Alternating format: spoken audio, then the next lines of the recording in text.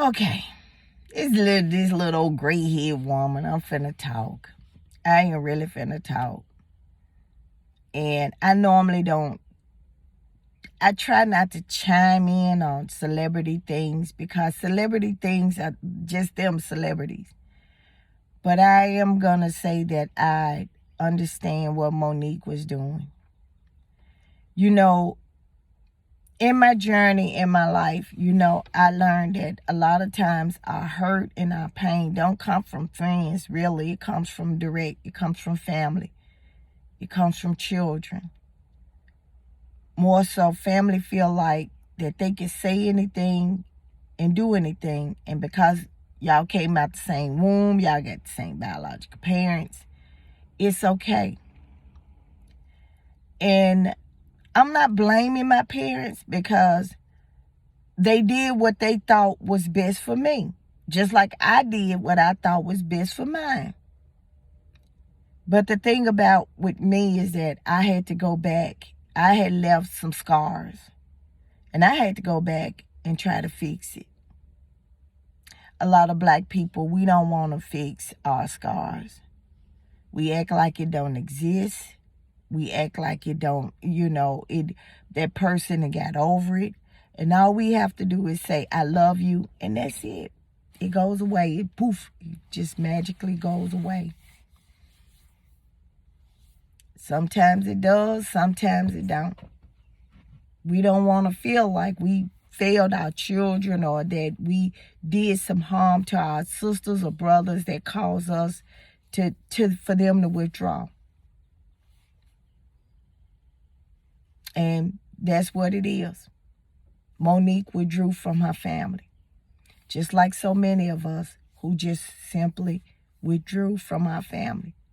We have exhausted all means in trying to build a relationship, trying to, we're coming with a faithful and good heart, and it's torn down.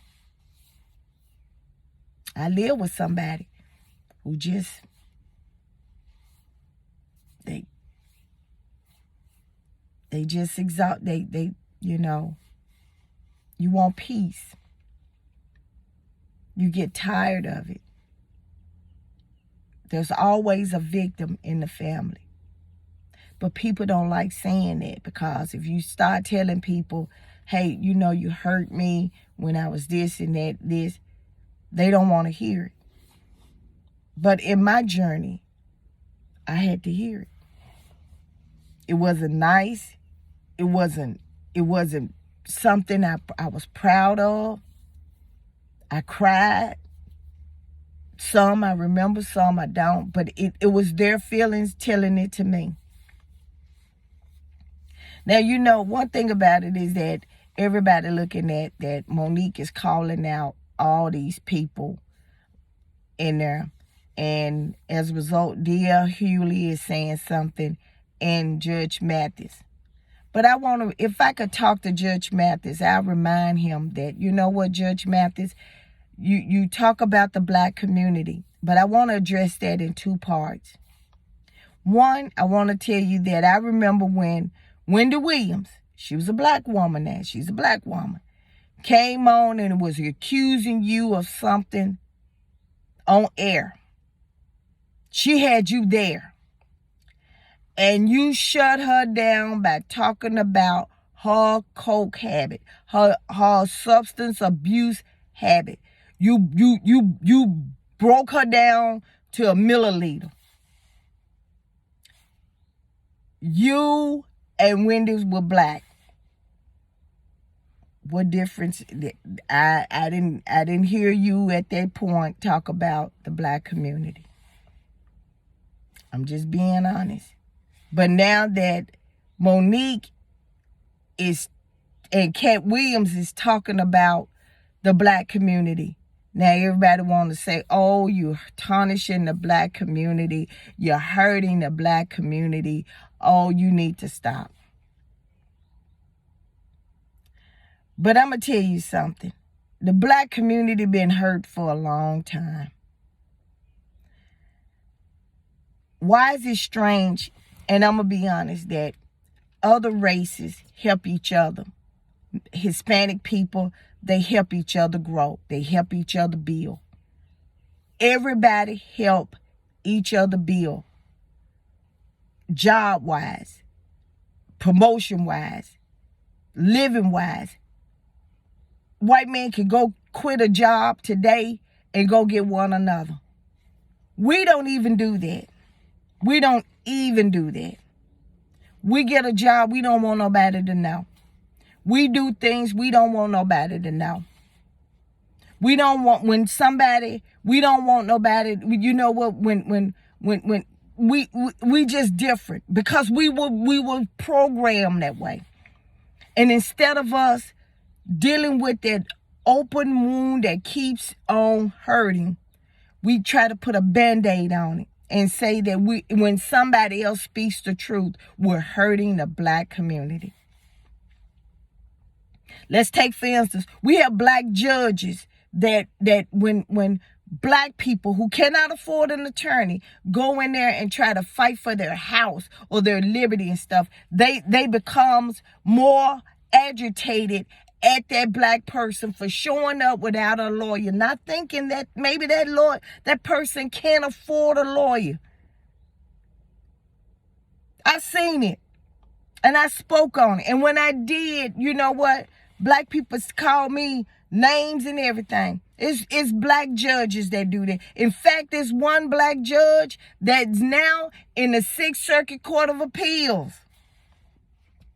And how many black folks have she stepped on? But we don't call them people out because they look good on the image and we don't want to hurt her image.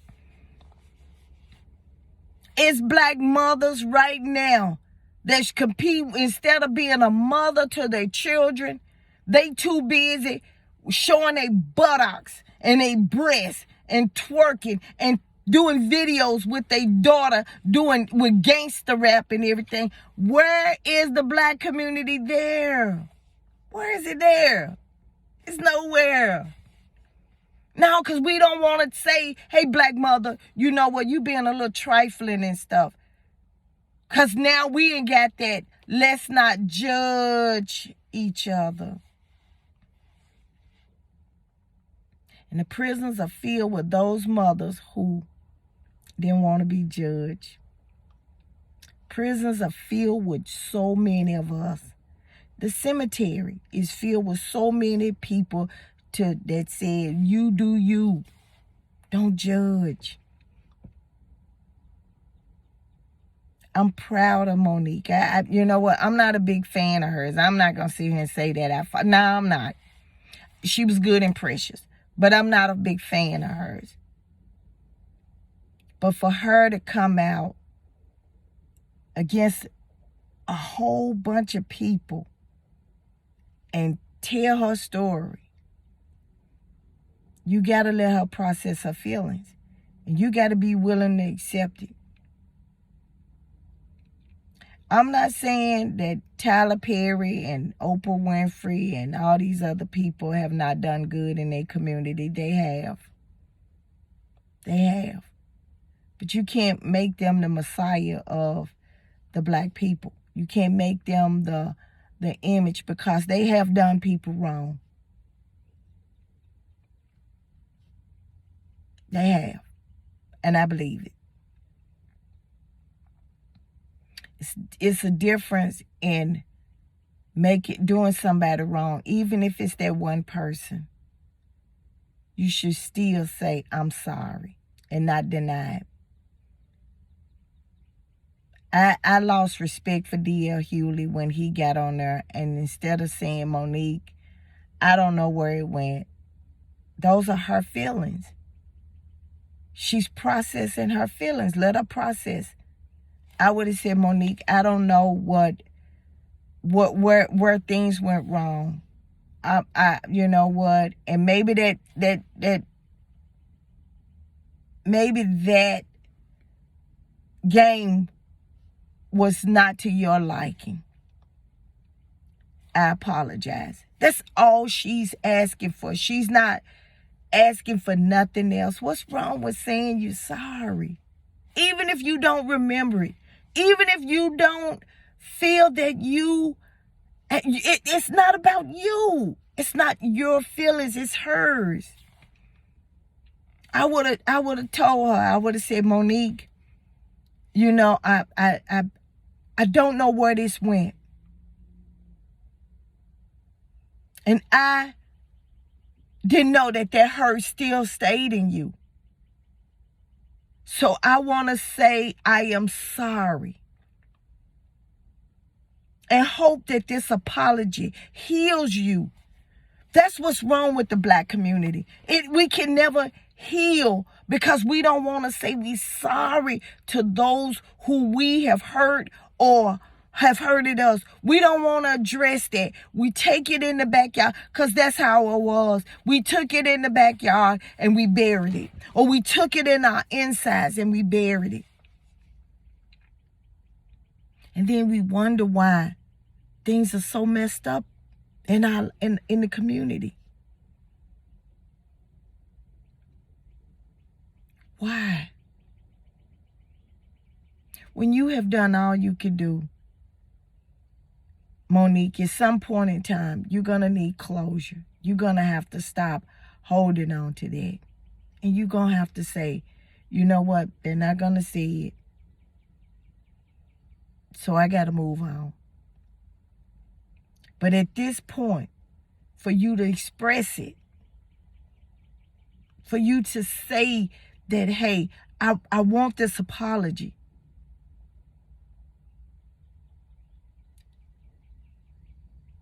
Command it. But you got to realize, that's what I realized. A lot of people will not say they're sorry. A lot of people would say that they didn't hurt you, or they're going to look at it different, or they're going to say, well, you know what, you should be big, this, you still griping over this for 10 years? Well, yes, because that's healing. If you had it in you for that long, and you have not, yeah, it hurt. It hurts. And somewhere along the line, you're going to have to find the healing. Somewhere along the line, you're going to have to find closure. Because there's some people in this world, no matter how bad they hurt you, how bad they know they hurt you, how bad that they, you know, my motto, I used to say, people that hurt you either don't know or don't care. And that's how Monique need to address that. Either they don't know, they don't care. And yes, people can be in the same battered situation, but then when they get to a point in their life, they just, you never heard Oprah Winfrey talk about getting help, going to therapy. She talks about it. But maybe in real life, she inflicted that hurt because she has that power. Some people are not designed to have power, and some people that have power abuse.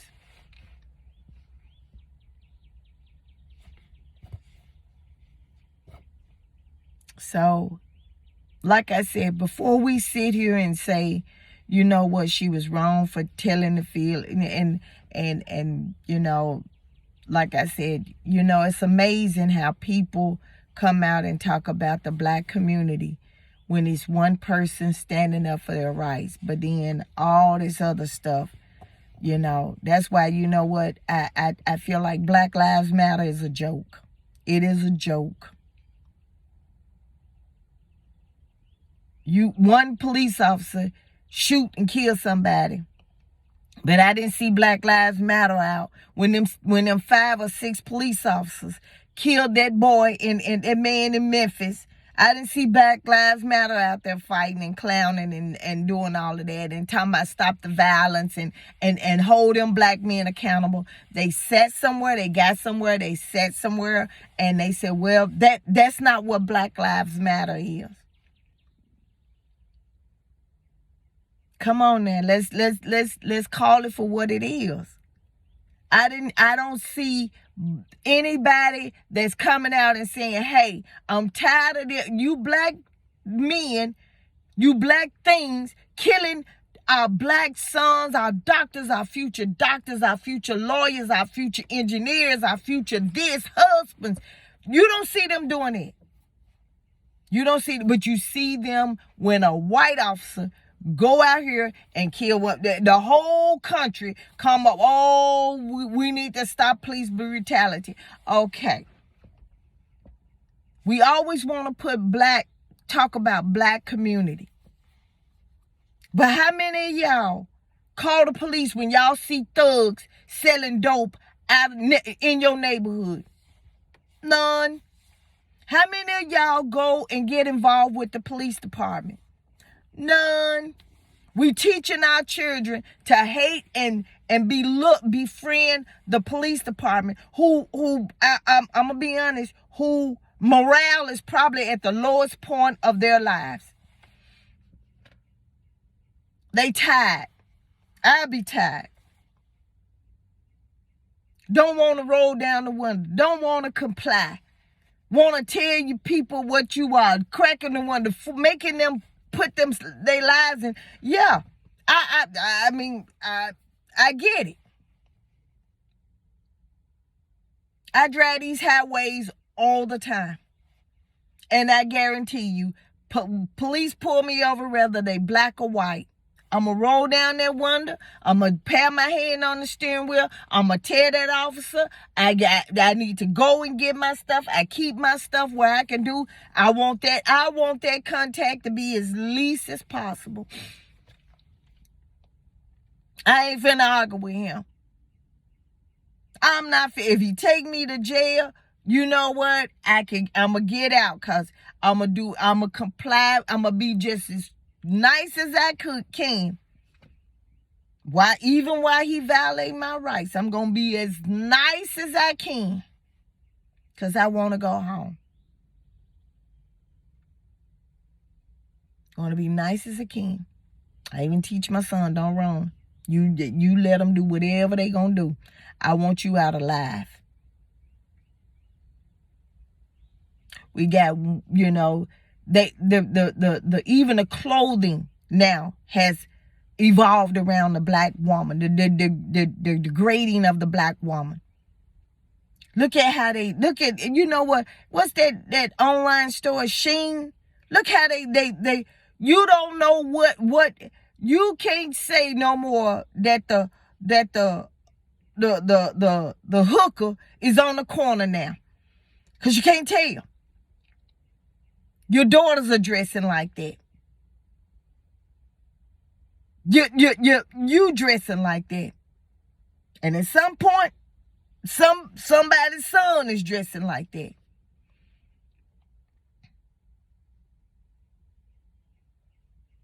Sad.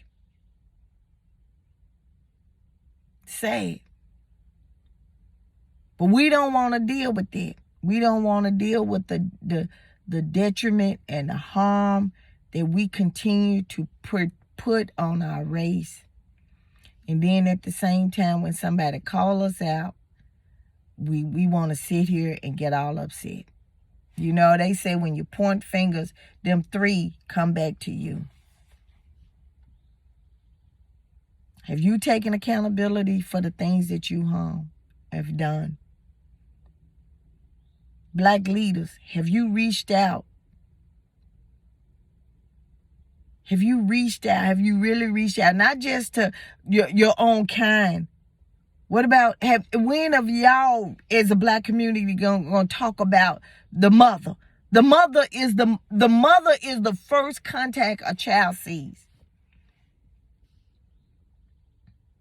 Some of these boys are saying that they never had a mentor in their life. How many of y'all being a mentor? Some of these children are going to jail as early as 13 and 14. I don't hear nobody else crying about that.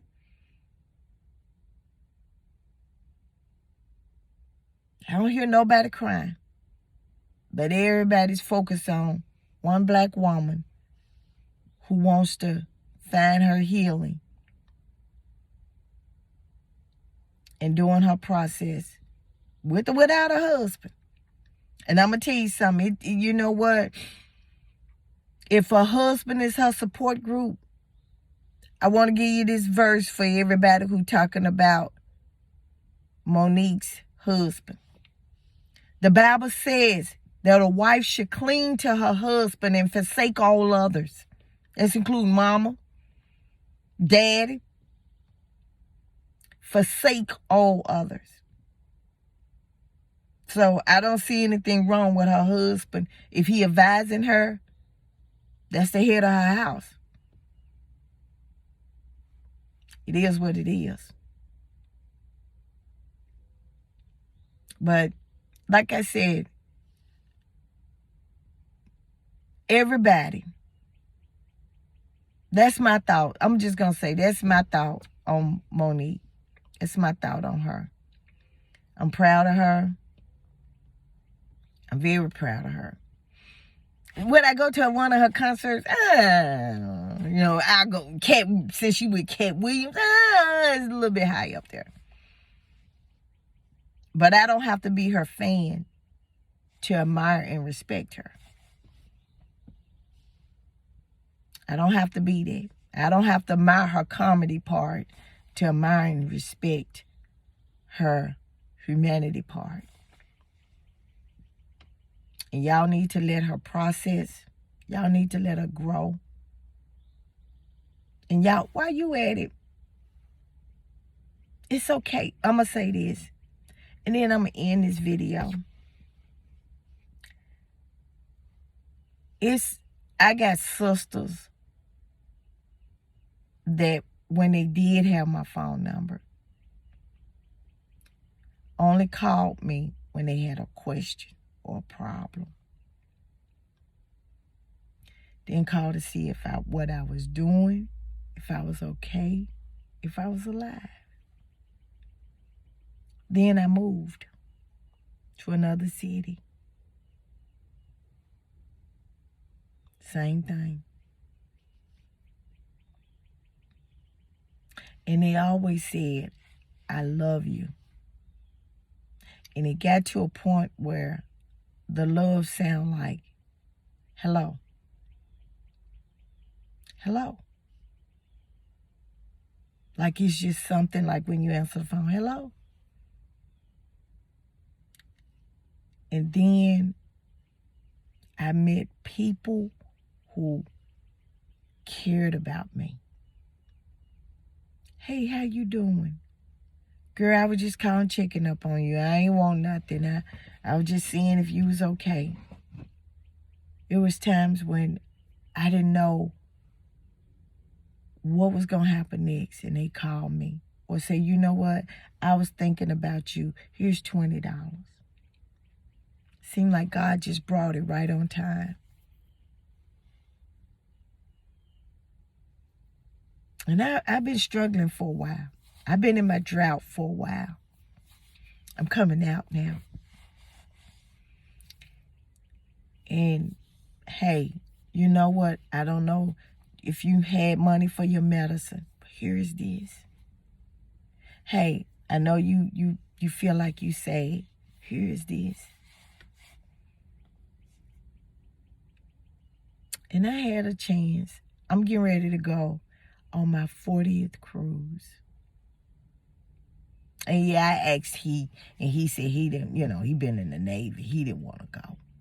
Yeah, okay, then, I can live up to that. He's not a people person. And it was 2 people I thought about. Well, 3. But one was, her health is kind of, And the other one, I didn't really, I wanted to ask, but I knew she was busy with family and stuff. And later on, she passed away in December. And then I thought about, I had told my friend Lori. And I said, Lori, I'm using you as a standby. I don't think he's going, but, that's what I call him, he. I said, I don't think he is going. I said, but, if he don't go, would you go? She said, yeah. And when she said, yeah, I called her back. This was last year. I called her back and I said, hey, he said he ain't going. And she said, okay. I told her I put the deposit down. And when I hung up the phone, you could tell, she wanted to go, but she didn't want to go. And, I didn't ask about her finances, and Lori didn't tell me. And I said, God, you know what? I wanna do something for her. Because she's always been there for me. She's always been there for me. Not just financially, but emotionally. She's always been there. She's always been a positive. And she's the opposite of me. She's a quiet person. I'm a talkative person. She's a reserved person. I'm like, wait a minute. I'm going to let you do this for so long. And she's the difference. So anyway, I started packing. The cruise is this year, but that we talking about last year. And I said, you know what? This my 40th class reunion. I'm finna go see people I've never met. I'm finna, so I start buying clothes all from July all the way up until today. And I start really and the cruise ain't but 4 days, but I'm getting old. I have to take into account, hot flashes and and all of these cold flashes and my feelings and all of that. So, make a long story short, Lori, my friend Lori, since I met her in high school, we reconnect years later, and we've been the best of friends. And I paid for the cruise. Even though my finances wasn't the way I wanted to be, I paid for the cruise. And God allowed me to do that. And I'm hoping that I pay for a plane ticket to get here so we can ride to New Orleans. That's where we're going. But the thing about it is that when I was told somebody, when the travel agent was asking me, they trying to reach Lori to get her credit card and all of that. No, I even paid for her gratuity. Because I started to remember that when I was going through my emotional thing, she was there. When I couldn't see my way out, she was there. When nobody else in my family called me, she was there. That's all I'm going to say.